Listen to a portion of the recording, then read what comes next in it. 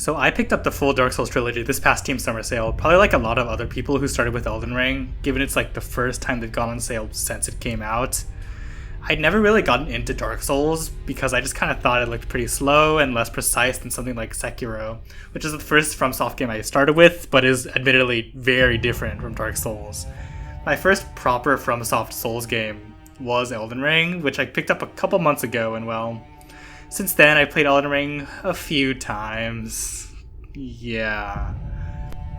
From the first playthrough, I fell in love, and it became my favorite game of all time, from the crazy diverse builds to the vast setting and lore. Shout out to Turnus Archaeologist. I don't have like 1,000 hours or something in the game yet, but just in a few months. I played it without summons, I played the randomizer, I played it so many times that I know the map and the dungeons like the back of my hand. But like, does any of that matter? Because it's not the best Souls game, right? Dark Souls 3 is. Or, wait, no. The original Dark Souls is. Or Dark Souls 2? Maybe? Okay, yeah. I get that it's pretty much all just depending on, like, what you value in the games or what you love about Dark Souls and, like, probably in part which ones you started with or you got good at, you know. Arguments about these games in a series pretty much always happen because of pretty much personal circumstance, and honestly, that's what makes the human experience beautiful, right? It doesn't matter who's right or wrong, but just seeing how the different people view something you might love or hate, it's just interesting, right? At least to me. So that's kind of what I aim to do today. So as someone who started with Elden Ring, how would I view the foundational trilogy that built up to my favorite game of all time? Kind of like as a retrospective of the series from the current day. Demon Souls and Bloodborne won't be part of this video since I don't have a PlayStation yet, but they're definitely high on my priorities to play soon once I, can. Bloodborne specifically is the FromSoft game that I've always wanted to play since it came out, so, I'm probably gonna fall in love with that, and I'm sure I'll make an update if I do. But in any case, I'll start this off with... You know it, you love it. It spawned the entire Souls-like genre in 2011. It's the first Dark Souls. Its reputation precedes it, of course, even beyond just saying it's like the Dark Souls of puzzle games or something. The locations in so many of the bosses are iconic, even outside the Dark Souls series, and just being online in the gaming community back in 2011 and 2012, it was just impossible to avoid Dark Souls. I did try to go in as blind as I could, but of course I know about stuff like Anor Londo and its platforming, or Blighttown and the Poison Swamps. But even besides that, most of it was surprisingly fresh. And sorry I don't have my own B-roll footage for this game. I didn't think I wanted to make this into a video until after I'd beat it, and I knew I had a lot of thoughts I wanted to say eventually. I have my own gameplay for the other two, but just not this one, and I'll put the credit in the bottom right corner.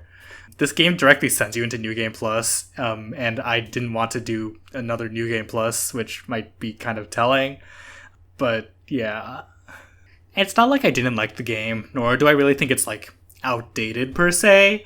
I just kind of think in terms of the mechanics and the builds and the combat, it just very feels distinctly like the first game in the series, if that makes sense. I wasn't totally in love with the combat, and I felt like a lot of the bosses in the areas were pretty simple. I won't say they were easy, even though some of them were.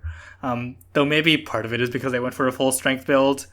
In my defense, I did briefly try Dex, but I just really wasn't feeling the scimitar, and I didn't want to commit to that, so I switched classes.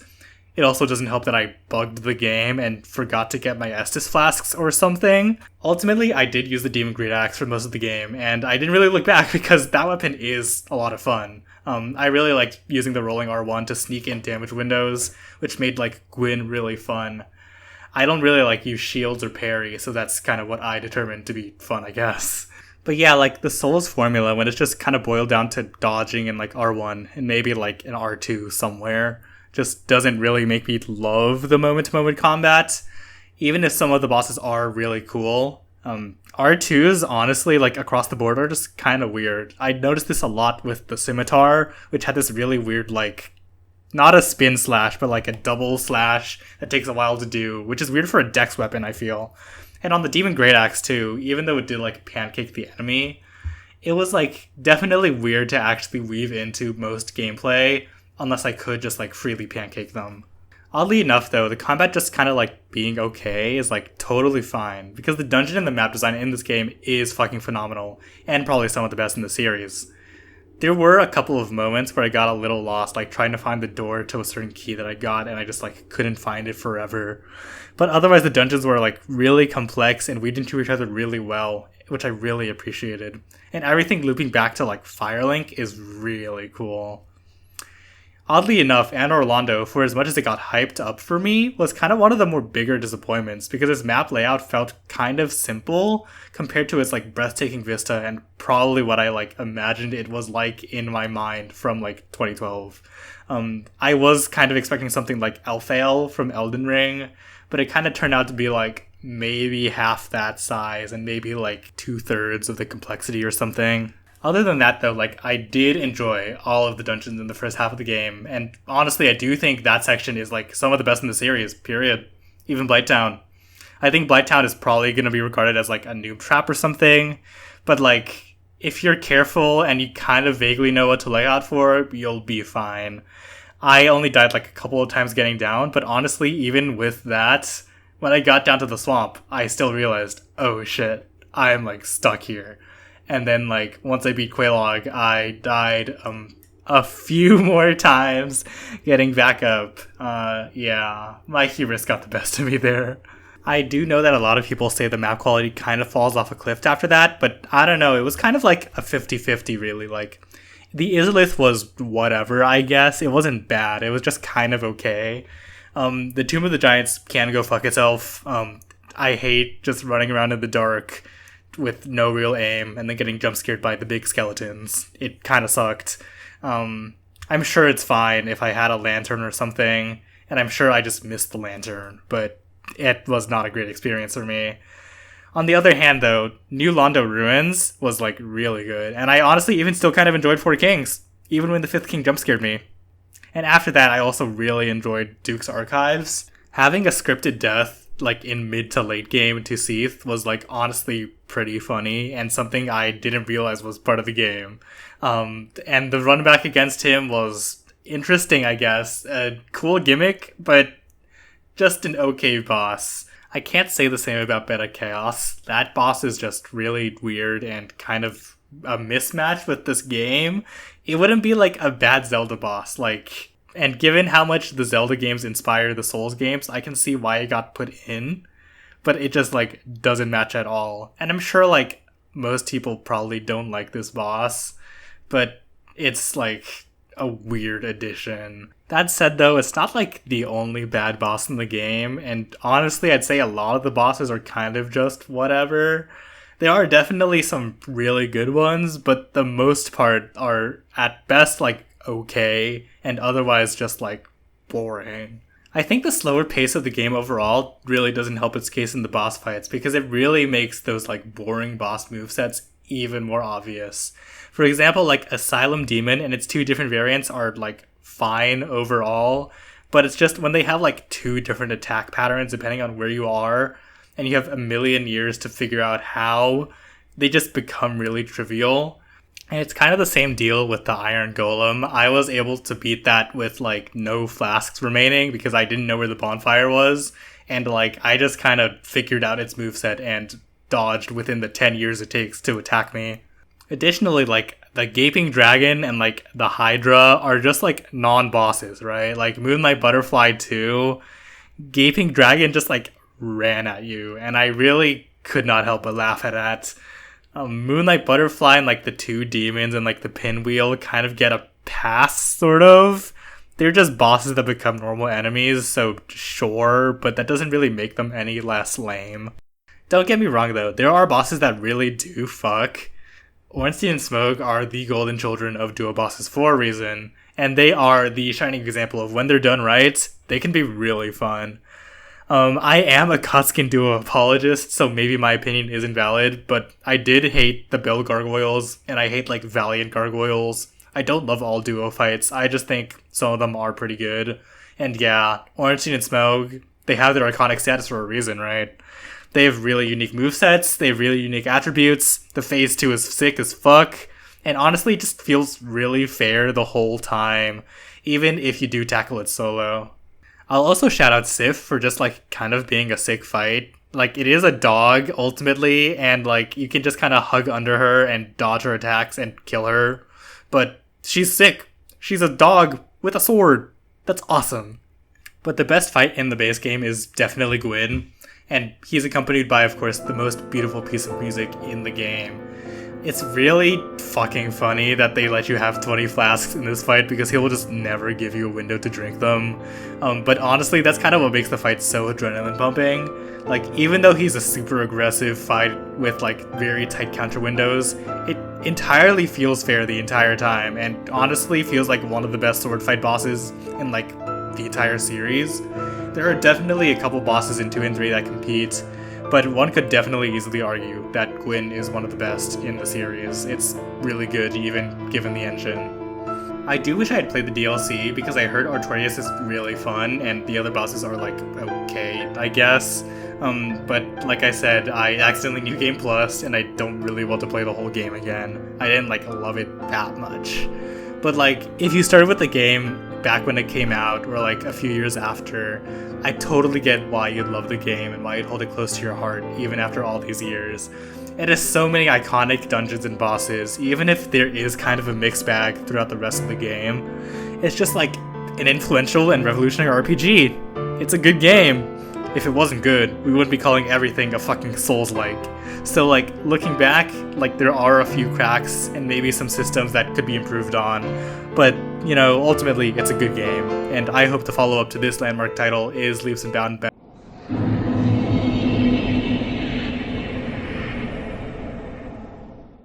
Alright, so this may shock you based on my scathing comments of Dark Souls 1, but I like this game. It's a flawed game for sure, and I really don't think anyone, even its lovers, will deny that.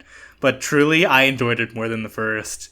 It's one of those games where like maybe the first 10 hours are really tough to swallow for various reasons, and I totally get that. And I totally understand why that could contribute to its reputation. And like, the DLC does a lot of heavy lifting to make it feel better.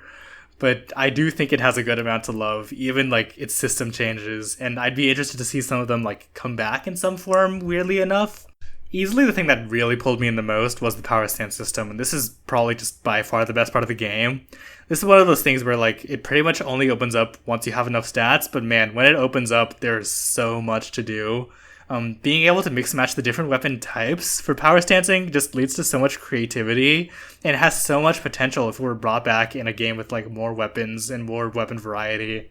The rules for like which moveset you inherit based on which weapon you have in which hand are a little obscure, but I do think with like a slightly more streamlined rule system for that, like prioritizing a certain hand you have, it would work really well in a modern game. Like, I was a Dex gamer this playthrough, and I started with, like, the swordsman or whatever, so you get a curved sword and a straight sword. But, like, immediately you can start throwing in daggers, and you get rapiers really quickly, and you can have all of those in the mix to play with each other. And then eventually you get katanas, and eventually I got a partisan, a spear. Just having all these different types of movesets available to each weapon is so insane. Without even getting into like unique L2s you have with like washing pole or like warped sword or whatever. And what I did is I got a katana when paired with a spear for thrusting damage with the high counter damage of the katana with Leo's ring. It's just so much counter damage, and it felt so sick. And just because of the varied movesets, not only do you just L1 and L2, but you do have reasons to R1 and R2 sometimes as well. So sometimes you have 4 viable attack buttons at any given time, which is really cool. Like, when I had the Rickard's Rapier in the right hand combined with like a katana, you could have the katana L1s and L2s for like higher burst damage, or you could have the R1 for the quick thrust counter damage, or like an R2 for like big damage or like poison application or something like that. Just the feeling of having a build come together like that is so satisfying. And with the power stance system in this game, there's so many combinations of pieces that can be put together that there's so many ways you can get to that feeling. It feels like I only really explored the surface too. Like, I'm really interested to go back and sort of see what else I can cook up. I did eventually just switch to the Drakeblood Greatsword two-handed, but that was pretty much just for like the last section of the game. To get to that point though, like I said, you do have to have a good few soul levels, and that can honestly take you up until like the mid-game, even later, depending on which weapons you want to power stance. And honestly, that's like one of the biggest problems with the game. It's at the beginning isn't as fun, and it can be even like really hard depending on what you want to play. I think some would say it's an issue of like unfair enemy placement, but I don't really know if that's the case. Like, you can really easily take down a lot of rooms that seem overwhelming just by being like methodical and careful. It just takes a little time, of course. Plus, like, honestly, if it gets that bad, the enemies despawn after 15 times, which is a pretty funny result of what I think is an anti-farming measure. But honestly, I think a lot of the early game brutality just comes down to having shit stats and, like, 2 flask charges, which is a little silly. Yeah, your stats. Okay, adaptability is not the worst thing in the world, and I will attempt to defend it later. But I just want to talk about it as a whole right now. So at the beginning, you just have so few stats. And like at your early levels, you just need to have enough vigor and adaptability to play the game. You don't have to, I guess, but like you start off with 5 iframes on your roll. 5. That's so few. And because you start off with so little health and you have pretty much no effective HP because you have like no flasks, enemy damage is just even more punishing than it normally is in Dark Souls. And this is all compounded with the fact that like endurance gets split up into 2 different stats, one for stamina and one for equip load. For general survivability, right, your attention is now split from what used to be 2 stats now into 4 stats. But like in some kind of weird twisted way, I kind of get it. Like, I think the starting number should be higher probably, but I think it does actually make you think about your stat allocation more. I get it. Like, I didn't know this about Dark Souls 1 when I played it, but looking back and doing research, apparently a lot of people like to recommend pumping endurance in that game, because that means you can get heavy armor and high stamina and just high poise everything and face roll everything. So this split was kind of their answer for that, and you just can't blindly dump points into the stat that does everything. It's definitely especially relevant in this game, because this game is the one where stamina management felt the most impactful. And honestly, I wouldn't have it any other way. It was super satisfying to get down, and I really liked the change. I think it's probably because of slow stamina recharge, but I don't have the numbers to tell. So that in comparison with like slower flask chugs really makes the game a challenge of like positioning and stamina management. Even if you have like more iframes from high adaptability, just spamming roll won't work, right? Like, it's an interesting change. And this is on top of the fact that if you're power stancing, you have up to 4 different attack buttons with probably pretty different stamina uses, and that makes stamina management even more interesting, because then you get to determine, okay, which button do I want to press given the amount of stamina I have remaining? How much do I want to press if I want to still be able to dodge? And it's not like you can just stack up your stamina. Like, you get soft cap on your endurance really quickly, like up to 19 endurance, I think. After that, you get only 1 stamina per level. So leveling that up doesn't actually matter a lot. No, what you need to level up is adaptability. And yeah, adaptability. It's a rough mechanic, but I do think it does have an interesting purpose. It's kind of similar to the endurance split, where they're trying to decouple mechanics from each other and also just challenge for point allocation. And in this case, it's decoupling the iframes from the equip load, which I do think is kind of neat. That means your equip load only really determines your roll distance and speed, so you can, in theory, have a really iframey fat roll. Having those as separate individual knobs to turn is actually pretty interesting. But I do think it would feel better if there were like actual benefits besides just getting a medium roll in Dark Souls 1, or I guess a fast roll if you really level up your adaptability. I know it does slightly increase your chug speed, but I don't know, maybe something else, like maybe something like faster stamina recovery, or like maybe less stamina consumption when you're running. I don't know. It's not a perfect answer, and especially not perfect implementation, but I don't really think it's a terrible mechanic fundamentally. It's a lot of investment. It's like 30 adaptability to get the medium roll. But like, honestly, if they made it actually helpful in other ways, maybe it'd be kind of cool, you know? I wouldn't be opposed to seeing them tackle it if they could make it interesting. That said, I think there'd be riots if they did, so maybe it's for the best that they don't bring it back. A similar mechanic that frustrates a lot of people going into this game is hollowing, and okay, I'm not going to try to defend this one, but I do think there are ways they can make it easier to swallow. It's definitely just a mechanic that I eventually dealt with, and I just kind of accepted. Having Ring of Binding helped so that I could limit my health to like 75% instead of 50%. I think they really wanted to discourage just face tanking bosses over and over again and wanted to get people to like sit down and think about how to fucking fight them. But on the other hand, I agree that it just feels really bad to see your health bar go down when you die.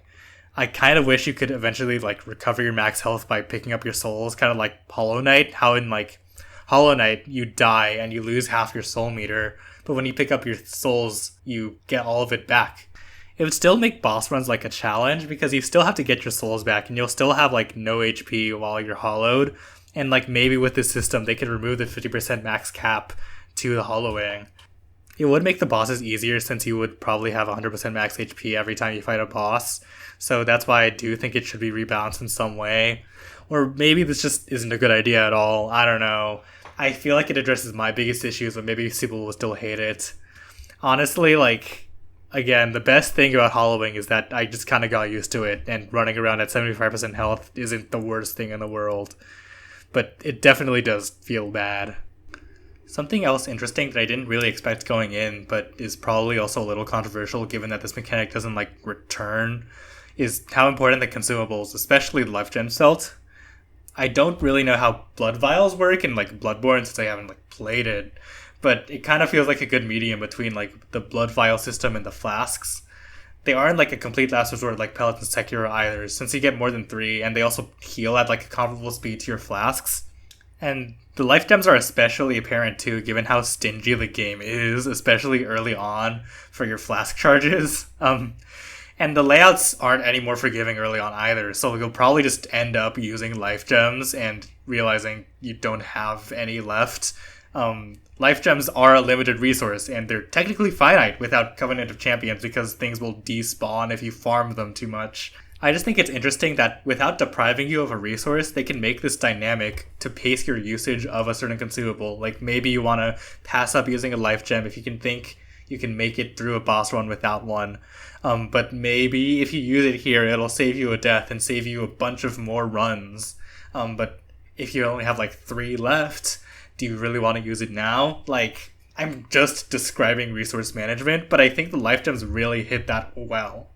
I'm sure these consumables are a hot topic in the Souls fanbase or whatever, but I just think they're cool, and I'd really love to see them tackled again in a system with flasks beyond something like Sekiro. But enough about mechanics. What of the actual world of the game? Well, yeah, Dark Souls 1 has some of the best dungeons in the series, so of course the base game here is a pretty disappointing step down, but that's not saying that much. That said, though, there is just nothing really that struck me as, like, that great compared to Dark Souls 1 especially. The map layouts are generally pretty straightforward, and even visually, they aren't that interesting. I kind of like Modula. It's, like, just pretty tranquil and pretty chill, but of course it's just not nearly as interesting as Firelink 1. And here's kind of where the DLC really saves the game, because doing the DLC dungeons just throughout the mid to late game really made the game feel a lot more fun. Partially because the dungeons in the DLC are honestly some of my favorite in the series. Broom Tower, Dragon Sanctum, and Liam Joyce, they're just like really cool dungeons. They have neat mechanics and they're pretty complex compared to like the entire game. Dragon Sanctum and the rest of the Sunken King maps, I guess, were like the most standard, but like they're just really well put together. They have like small little mechanics that you interact with, and they just make for a really strong and solid dungeon experience. The Iron King DLC, though, the statue and the fire features in the Broom Tower are cool already, but like just the amazement when the dungeon opens up so much after you activate the lifts from the central fire. Just all of these elevators of giant statues lifting you up and down throughout the tower. It really just made up for how much the enemies in that DLC beat my ass senselessly. Iron Passage, of course, is infamous for its brutal boss run to Blue Smelter Demon, who is not even that great of a boss, and, like, yeah, that area kind of sucks. It's pretty fucked up. But at the same time, like, beating Blue Smelter Demon and realizing you never, ever, ever, ever have to step into Iron Passage ever again is just pretty satisfying in a way that's, like, kind of fucked up, but also kind of unmatched. Liam Joyce in the Frozen King DLC, I think it's also incredible, though I'm sure plenty of people complain about like backtracking or whatever, But like, if you don't want to do that, then just fight the Ivory King solo. It's doable, right? But if you're okay with it, going back and unlocking all the different routes and the shortcuts and finding the new unfrozen chests and enemies, I think it's just like a pretty cool mechanic. Maybe a good one-off dungeon, of course, that's not like a great thing to have a game built around, but just one dungeon, really cool. The Frozen Outskirts does suck, and I guess same as Iron Passage. In a similar vein, the DLC also really makes the overall boss quality a lot better. Not that I think the bosses in the base game are really all that bad. I know a lot of people complain about like how many dudes in armor essentially that you fight, and like that is pretty true. But I think the non-humanoid bosses are generally also pretty cool. Like you got Bone Party, you got Giant Spider, you got Singing Frog, you got Scorpion Quelaag. Of course, there are some duds like Covetous Demon, and like I think the dragons in this game are pretty underwhelming too. But overall, I think they're a pretty big step up from Dark Souls 1 in my opinion. And then we get to the dudes, and yeah, there are a lot of dudes, and yeah, I think the final bosses are pretty disappointing. And yeah, really the best dude you fight is pretty much just Ornstein of Dark Souls 1 fame. But you know, that's why we got the DLC. It is honestly impressive how much the DLC bosses improve over the base game. You got Ilana, who's kind of like a more fleshed out version of Nito from Dark Souls 1. You got a better dragon fight already. And okay, you got the Grave Robber Trio. We can't all be winners. And the Ivory King DLC, of course you got the Ivory King himself. Which, you know, that'd be a really good fight if my like guys would actually close the fucking hell portals. And okay, you got the 3 pet fights, which are kind of just like Boneless Sif and then Boneless Sif Duo, but Sif is pretty cool, you know. Boneless Sif is still also fine, I guess. But then we got the Iron King DLC, and okay, let's ignore Blue Smelter Demon, who is a dumb, souped-up, reused boss with an ass-hard boss run. But we got Fume Knight, we got Alon. They're honestly candidates for the peak of Souls, right? Like, I'd love Fume Knight. He really kicked my ass into the ground. His first phase has so many different mix-ups for timing and pattern, just reacting to where you are. And learning that is so satisfying. And then you got your second phase where he has this big flaming sword where it's a little easier to dodge, but it feels so much cooler to dodge. It's just glorious. Alon was a little more standard, but it was a lot more high octane. And just as a fellow Blacksteel Katana user, it's just pretty cool in flavor. Not as cool as Fume Knight overall, probably, but definitely like up there, you know? Yeah, another thing that the DLC really adds is the world building and lore.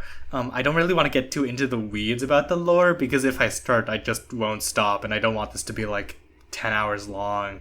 But I really just want to say I really love the theming behind all of the DLCs, having the 3 kings with these similar plights, and they're all connecting to King Vendrick and his memories, and also to you, the person who will befall the same plights if you, in theory, try to claim the throne and reverse the curse and link the flames and what have you. Not that the base game slacked on the lore, like the DLC just really added to it. And the base game already added to the solid foundation set in Dark Souls 1, exploring the implications of the world that Dark Souls 1 built through characters such as Vendrick, Nashandra, and Aldia, the latter of whom I do wish was a little more present throughout the game to make the decision the player ultimately makes less of kind of just an endgame twist thing. But I do get that he was ultimately added to this version in kind of like an later update in like the Strange Journey Redux kind of way, so he really is just a late game thing. So fine. All in all, I think Dark Souls 2 is like a pretty good game. Crazy, I know. It's a good iteration on the foundation set in the first game. I think it has some really interesting and cool ideas that maybe just didn't quite stick the landing, but if they stuck with them or like modified them in some way, they could be really good and rewarding gameplay elements. I really respect the things they did in this game, even if I acknowledge that I don't think they'll bring back a lot of it, and maybe that's for the better. I do hope that they keep power stancing and return it to its former glory. And I don't really think this game deserves all the hate it gets among some sections of the fanbase. because I like it a lot more than Dark Souls 1, you know, especially moment to moment, and honestly, I might appreciate it even more than...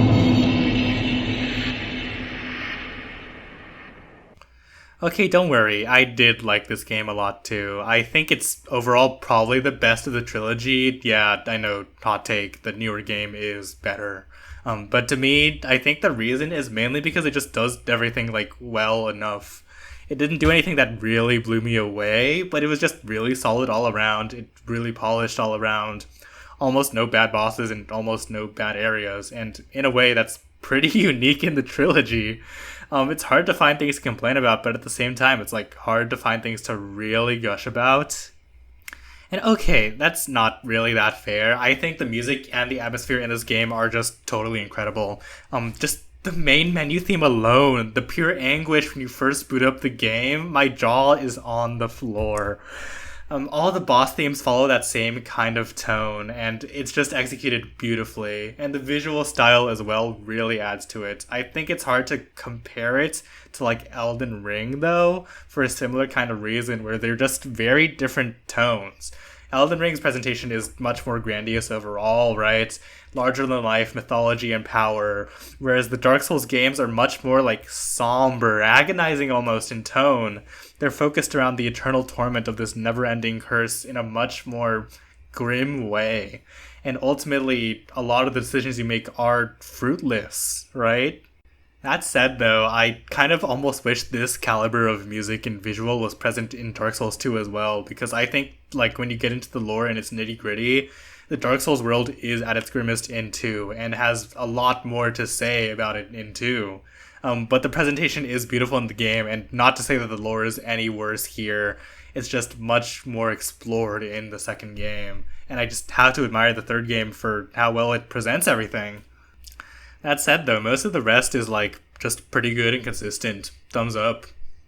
I want to first talk about the new mechanics of the game. So first we're going to go into weapon skills, and going in, I thought I'd really like these, because honestly that's a huge portion of why I love all the weapon options and build diversity in Elden Ring. There's just so many weapons that can do so many different cool things. But like in hindsight, I realized that just how much the Ash of War system carries this game, because the weapon skills in Dark Souls 3 aren't like bad. They just feel kind of underwhelming, and they're tied to like some weird weapons sometimes. And a lot of the times the weapon skills feel a little generic, and that's not like the worst thing, but like there's a ton of like unique weapon skills too that also feel generic. Like there's some that just are essentially just spin slash, but like maybe you do more spins, or maybe your spins are a little bigger or faster or something. Why are they like this? They're also just a little undertuned sometimes. Like, okay, quick step and stuff like that, they're still very strong. But like a lot of the like damaging attacks, I don't really see a reason to really press L2 sometimes.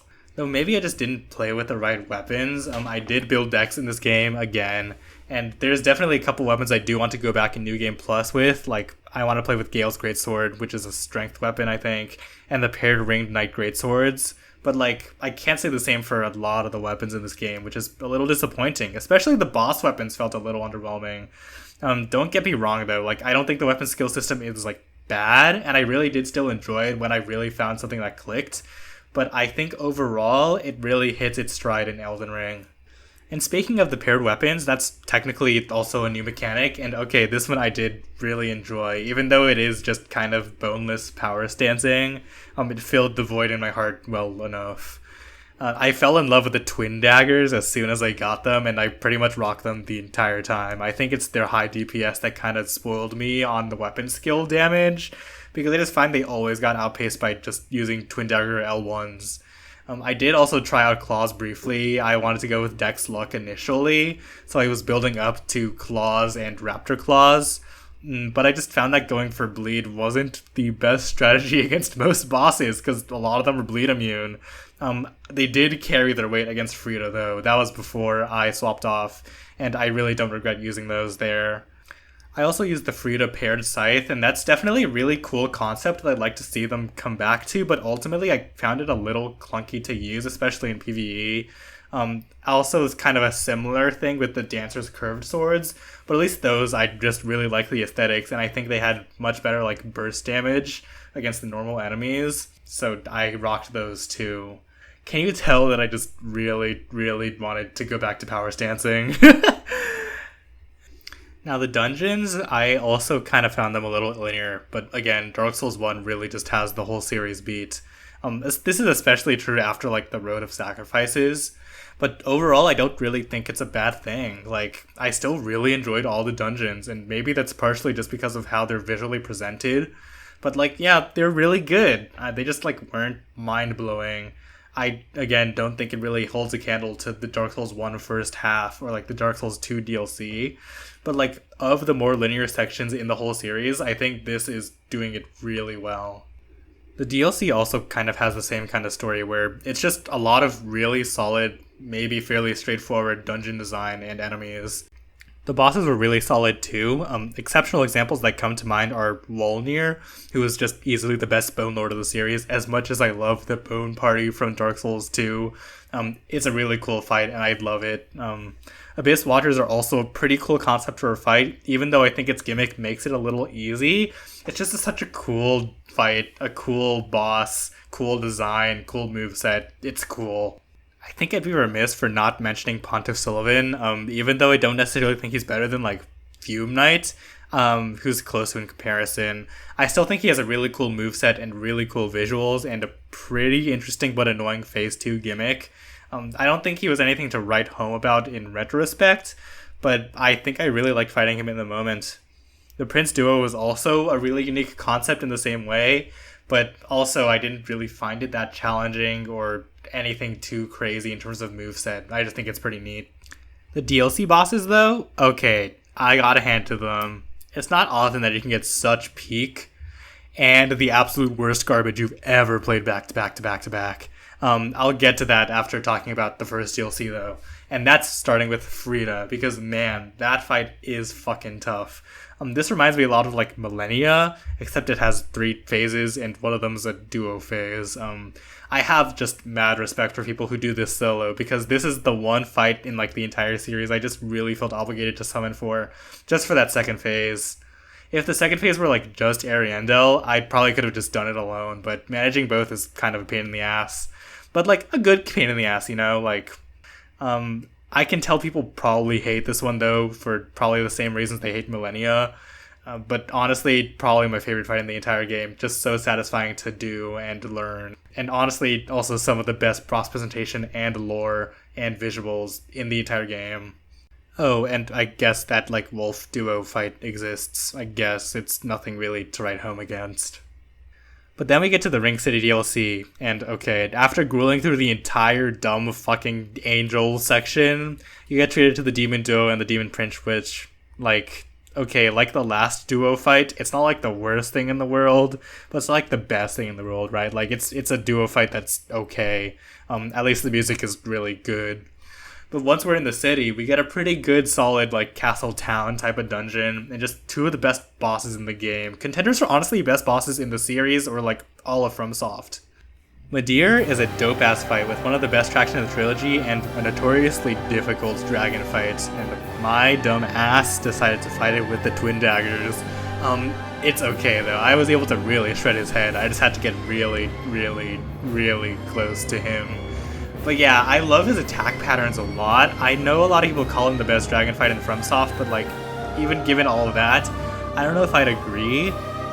I think it's, like, definitely up there, but at the same time, I think Placiduous Axe and even, like, Fortis Axe or something give him a run for his money. And I'd kind of, like, imagine it, like, Placiduous Axe is, like, master hand, whereas Midir is crazy hand. Like, they're just 2 very different takes on the same type of boss. I think he has relatively less health compared to, like, Placiduous Axe, but he's much harder to find windows to, like, hit his head, and his attacks are faster and more sporadic, and, like, if you're not looking after them, you'll get hit all the fucking time. I can't really say I like one over the other, I just like them all. I love fighting these dragons. And then we have Gale. Gale's first phase, like Frida's, is very unassuming. But then when his second phase hits and his, like, cape thing starts swinging at you, I think you get a really interesting twist on the sword fights. Your dodge timing and your approach to the fight really has to change to make sure you don't take that chip damage if you don't want to. Or honestly, like, if you want to just find those damage windows and trade that damage, it doesn't stagger you much, so you can. He also has projectiles that don't really do much, they're pretty trivial to dodge. And his third phase introduces lightning strikes and soul orb projectiles that like also are pretty easy to dodge. But at least they look really cool, right? I think the fight looks cool, and it has some really interesting twists on the sword fight, and honestly, a very easy candidate for an all-time best sword fight. But sandwiched right between them is just some complete horseshit, and yeah, I'm talking about that forced multiplayer Spear of the Church fight. Honestly, it just stacks on top of my already existing issues with the multiplayer in Souls games that I didn't really want to get too much into, but with this, I just really can't avoid it. It just also adds on those couple of annoying ass painted guardians that just throw shit at you and they heal everything. And like, okay, maybe I should just take the opportunity to have just a PvP sidebar.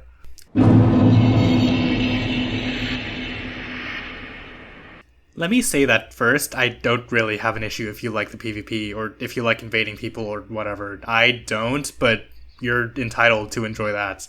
My issues personally just entirely lie with how the games handle it and force you to interact with it if you don't want to. Honestly, if I really wanted to play PvP, I'd just go to an arena and like matchmake or something, or like maybe put a sign down for an invasion sign. Like, whatever. You sign up for it. That's the point. Forcing a player to play PvP is just weird to me. Like, I don't understand why it's such a core tenet of a lot of the PvP aspects in these games and a lot of the reasons people play PvP. Like, sure, I can just play in offline mode to avoid these, but like, I think forcing your player to make the choice to go offline, not be able to interact with the community funny messages, or see the people's dumb deaths, or like even just matchmake via signs or arenas, just to avoid being invaded or forced to do some stupid boss, kinda sucks. It's also just, like, not an option in Dark Souls 2. You can't go offline, and it's especially worse in Dark Souls 2 because you also don't have a way to avoid 100% of invasions because humanity doesn't do that. You just always have a chance to be invaded. It sucks.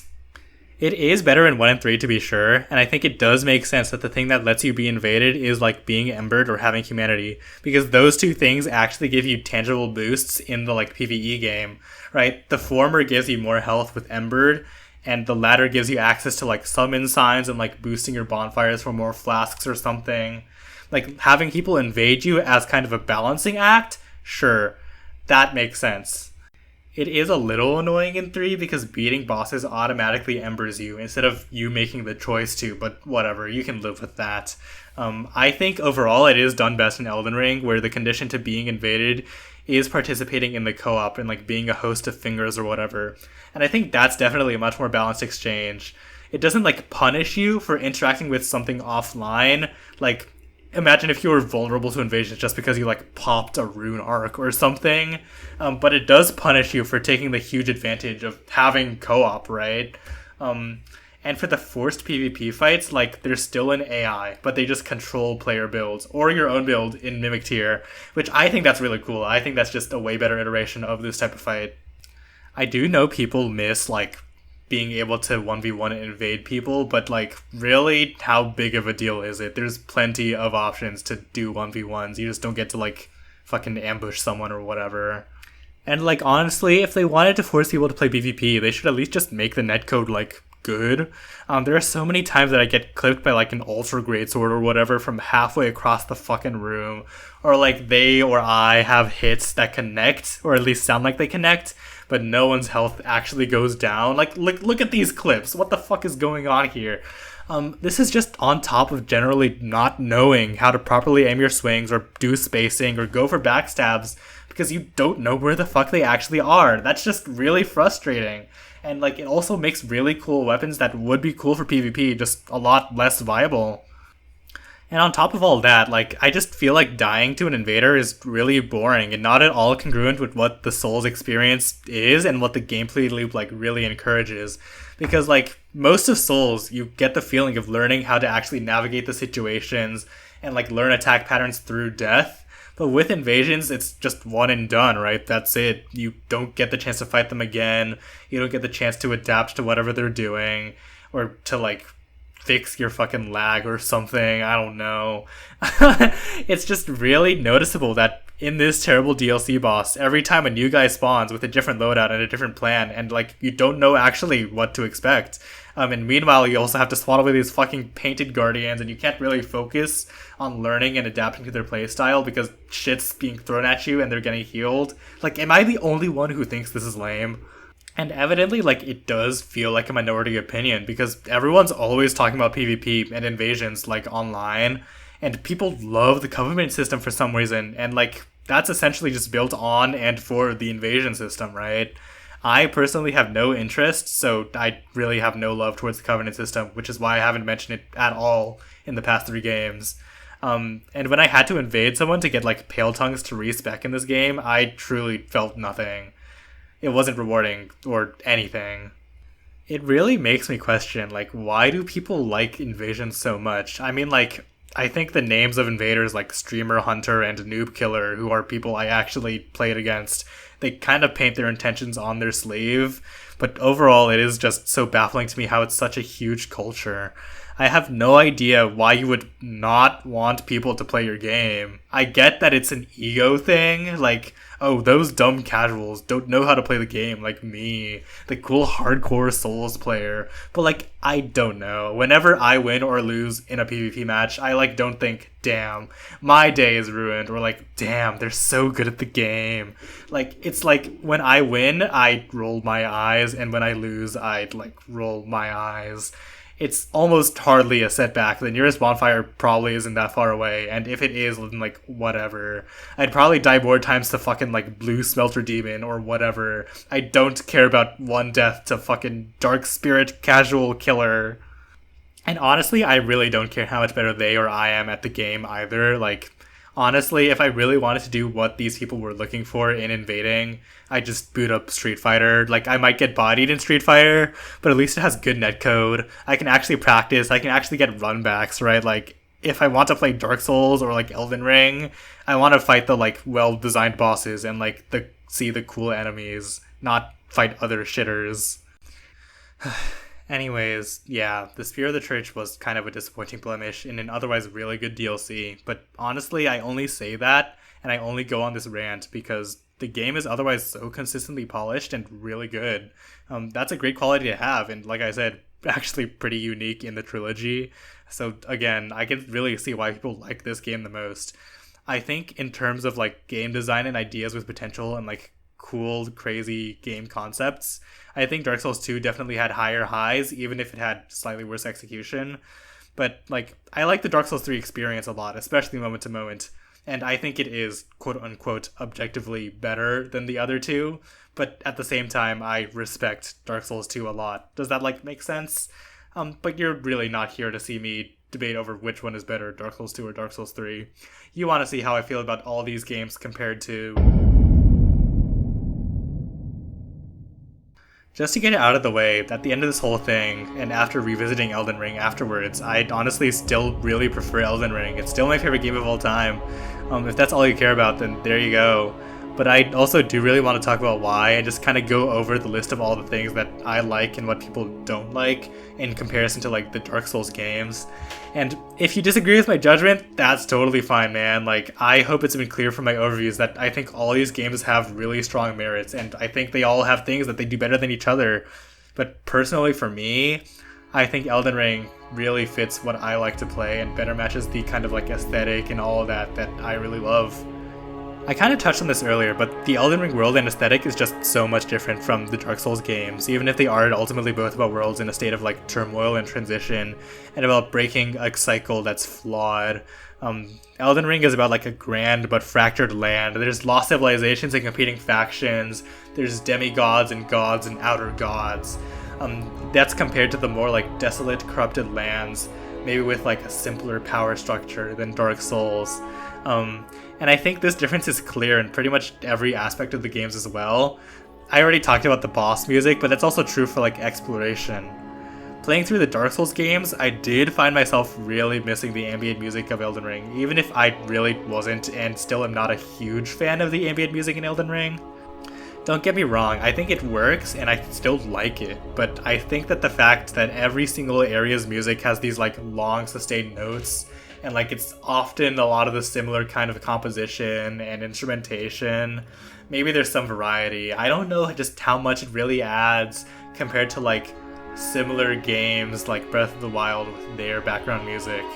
I think it's trying to evoke an air of like mystery and vastness compared to these other games, and I think it does do that, but overall the variety doesn't really get broken up by anything besides like the boss music. But even despite that opinion of the Elden Ring environmental music, it felt kind of odd to have complete silence while running around in the Dark Souls games. On the other hand though, I think that the complete silence might actually make like the sudden transition to boss music just a little bit more impactful. Like for example, thinking about Midir, right? The first time you come across Midir, his theme really breaks through the silence and you just can't help but be in awe.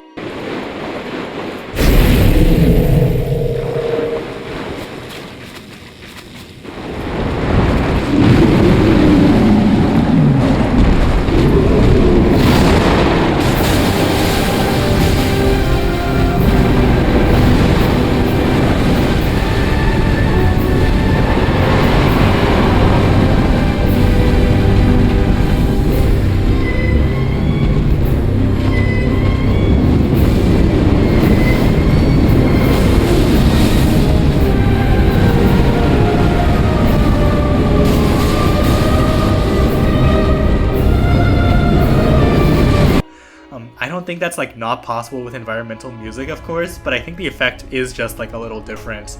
Think about how like the haunting vocals of Goldfried's theme the first time you come across him just cut through that Leyndell music when you get to Erdtree Sanctuary.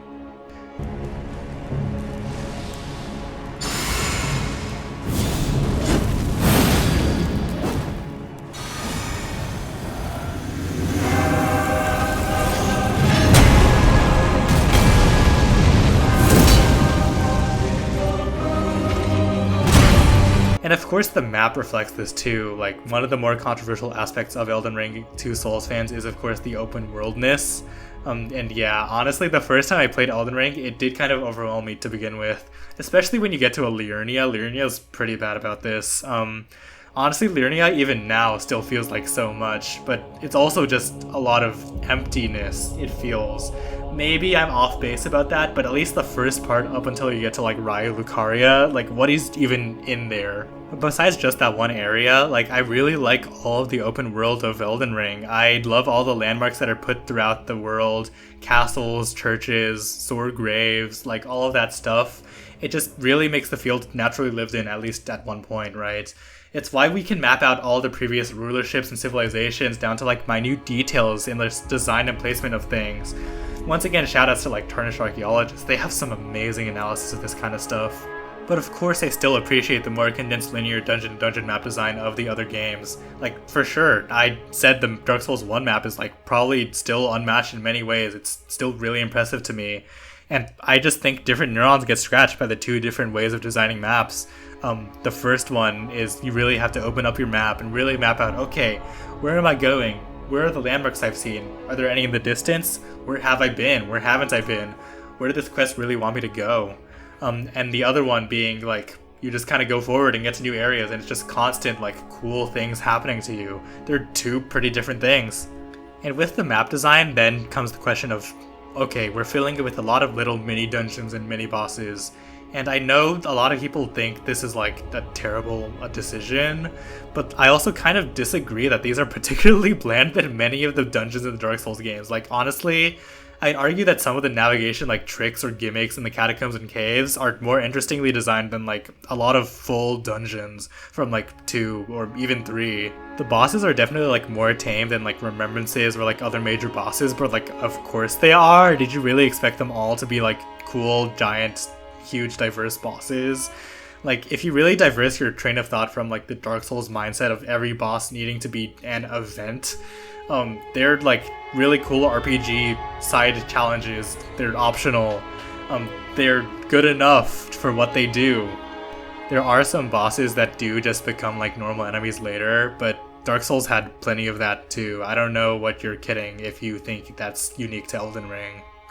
I do think the Evergaol bosses aren't really exactly like great, but I don't really expect them to be that much more than like pretty good at best and like okay at worst. And they do kind of meet that middling requirement. They are just essentially moderate optional challenges, once again, to prepare you for like actual major bosses. And I don't think that's like a bad thing to have. I don't think everything needs to be peak to be worth it. Like, if that were true, what's the point of like 90% of the fucking Dark Souls series if anything that's not the best thing in the world isn't worth it? So like when people complain about this stuff, like wasting their time or reusing assets or whatever, I really just have to question like, what are you playing the games for? Like even the 8 different Erdtree avatars or whatever, I think they're like plenty interesting because you can really feel how much better you're getting and how much better you are at fighting them, and there are like multiple different variants of them, and they can still kick your ass depending on like what the scenario is, right? Like there are 2 rotten avatars in Alphael, for example, and like those can really fuck you up. And also like a lot of the like field bosses can essentially be treated as like beefed up rare normal enemies, since a lot of them don't get like boss health bars. Like they're entirely skippable on repeat new games too if you really don't want to fight them. And again, this isn't to say like this system is entirely perfect. I'm sure they can improve on it, and there is a time and place for both a more condensed experience like the Dark Souls games and a more vast like exploratory experience like Elden Ring.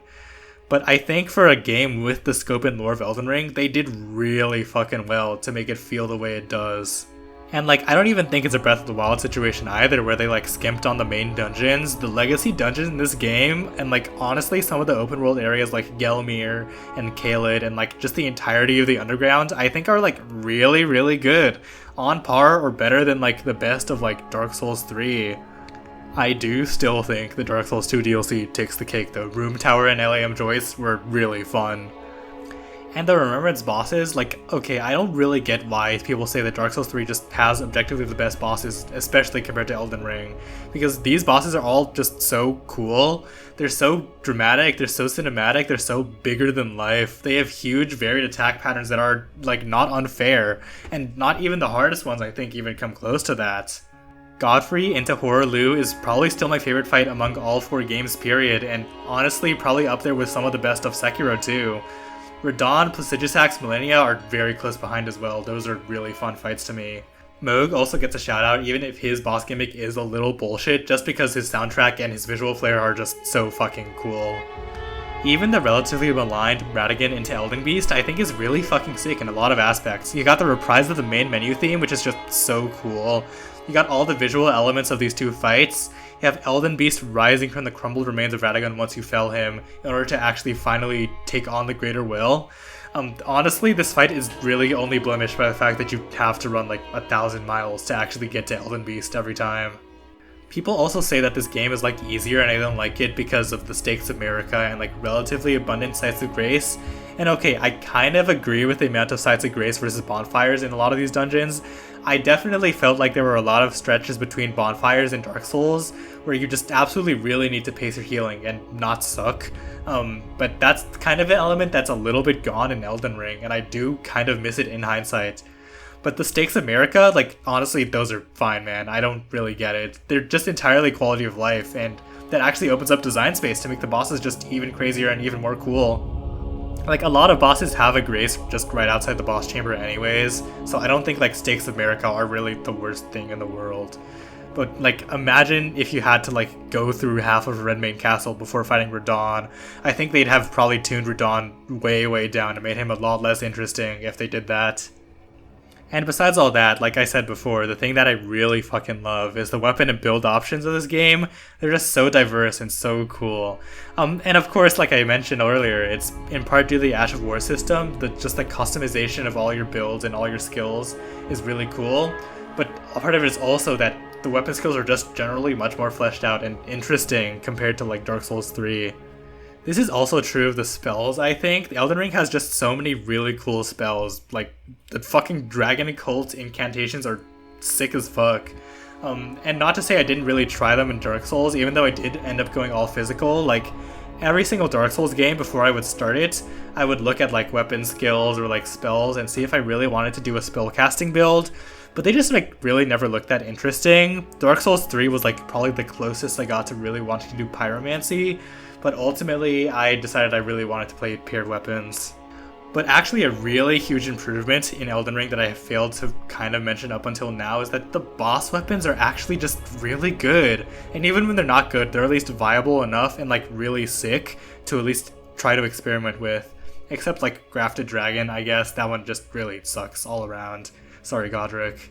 But it's just been so disappointing playing the 3 Dark Souls games, opening up the options for boss soul transfers, and like just seeing some complete garbage with low durability or like just not interesting movesets. Like there are definitely some cool ones, don't get me wrong, but like those are far and away the exception and not the rule. I think they really nailed making the legendary and boss weapons feel just really awesome and really cool and actually viable, and make you actually want to play with them besides having a cool name, and actually figure out how to make them work in the different builds. And honestly, that same thing even applies to like the less legendary things, like just the unique skills, and honestly even some of the generic like Ash of Wars, like Stomp and Stormcaller and Lion's Claw. Like, you can find a lot of really useful niches on them depending on the weapon that you might just otherwise pass up if they were just stuck with some garbage skill. And because of a lot of the weapons in Ashes of War are cool and marginally viable at the very least, you're incentivized to really explore the map and really explore your build options and just explore everything more. I should also say that I think that Elden Ring presents the story and the world in the best way out of all of these games. I'm not really a huge fan of having story beats in like the item descriptions or like hidden away in like a very missable character interaction. And I think the way that Elden Ring kind of really directly kind of shows you a lot of the backbone through like Melina, through all the character interactions, through all the cutscenes, that really helps like actually deliver the vast lore of the world. Whereas like if you really wanted to get into the details, then you would have to get into the item descriptions. Plus, I feel like this type of like more open-ended like world building and storytelling is a better technique in like an open world game than it is in the kind of more linear dungeon to dungeon style of game that the Dark Souls games are. So Elden Ring is really just a perfect fit for this kind of story. Elden Ring has really polished a lot and taken a lot of the best elements from the Dark Souls games, so it's really hard to say that anything got worse between the transition. Maybe not to like certain people's liking for sure, but interestingly enough though, I find myself when revisiting Elden Ring that I kind of wish there were more elements from like Dark Souls 2. The tougher stamina management in that game and like the tougher heal windows and like the inventory management were like pretty satisfying to figure out and generally interesting to juggle alongside like the actual combat of that game. And of course, like power stancing in Elden Ring is pretty watered down, so if they could bring that back in full force with the weapon variety of Elden Ring, like I would be so in love. That would be a perfect combination. Ultimately though, I am very happy that I played through these games. They aren't like my favorite games ever. 2 and 3 are definitely up there in like the top 15 to 20 range-ish, I guess. But they really gave me a good perspective and a newfound appreciation for what is my favorite game of all time. But like, if your favorite is Dark Souls 3, or Dark Souls 1, or Dark Souls 2, like, that's totally fine, dog, right? Like, I'd really love to know why, but not like as an argument to convince each other to like the thing that I like, but to like really actually understand better where the strengths lie, and maybe where they might have slacked in these different games. But right now, we're waiting for the Shadow of the Erdtree DLC to come out, and Armored Core 6 is coming out soon. So excited for that. So, I think in the meantime, I'm gonna go play that New Game Plus of Dark Souls 3 that I really wanted to.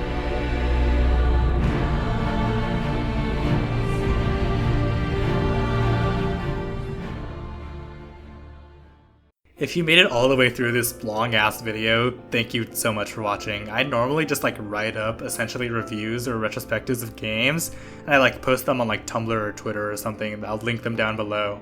But for these games, I just had so many thoughts, and I knew these games would be a lot to talk about, so I wanted to make this into a video.